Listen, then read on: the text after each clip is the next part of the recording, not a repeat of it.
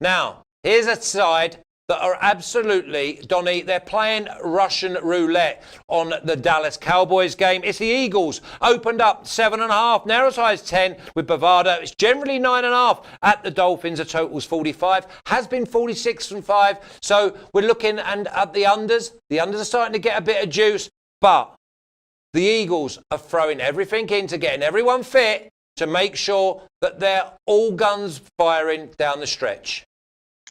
Game has a lot of feel to me, Flash. Last week, we all came on the show and we rang the Miami Dolphins up the flagpole saying, you know what, this is a get-right game for the Cleveland Browns, because when you face one of the worst offensive teams in the NFL combined with one of the worst defensive teams in the NFL, you sort of get that breather, because we talked about the gauntlet that the Cleveland Browns ran through until they got a breather with the Miami Dolphins. It's the same thing against the Philadelphia Eagles. I mean, how great is your offense supposed to look when you play the Chicago Bears, basically banged up and injured? You go on a bye week, you get even more injured, and you place one of the statistical best defenses of all time coming off a bye for yourself. Yes, but also the New England Patriots with Bill Belichick off a bye. You didn't look that great in that football game. You got even more injured the following week going up against the Seattle Seahawks, who, again, the Seahawks were off their own bye in that game. Now you get the Miami Dolphins. You get them in sun. You get to warm up down there, Flash, 81, 82 degrees. We were down there in August, and we saw exactly how that stadium's going to be, full of Eagle fans, not many Dolphins fans. This is a get-right game for the Philadelphia Eagles, but I hasten to say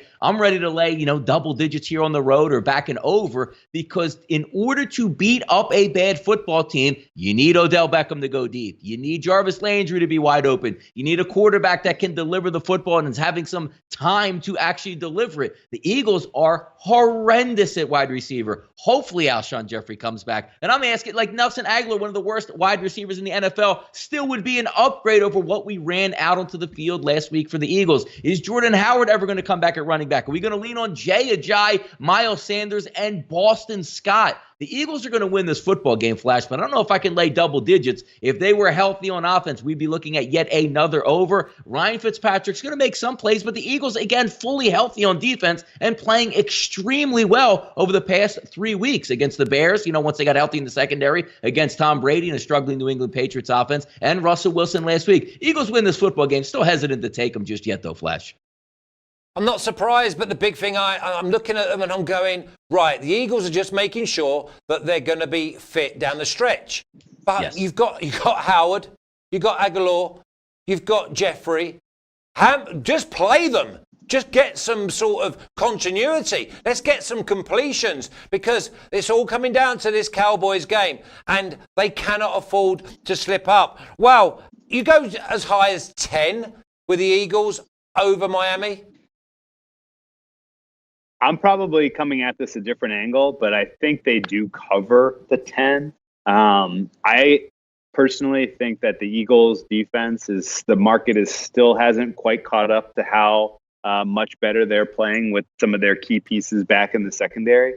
I think this is an absolutely perfect matchup for the Eagles defensive line, their front seven, against a completely incapable offensive line for the Miami Dolphins.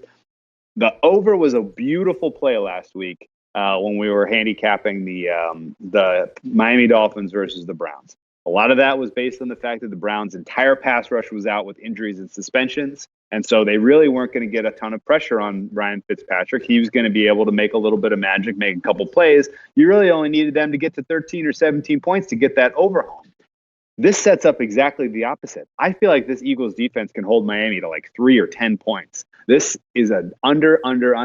I like Miami team total under. I like the full game under. I think that this sets up in a lot of ways where the Eagles took on the Jets earlier this season, and they were going up against a battered and beaten Jets team with Luke Falk at quarterback, and they held them to 3 points. That one was a no doubt under, even though the defense, I think, for the Eagles scored 2 touchdowns on their own in that game.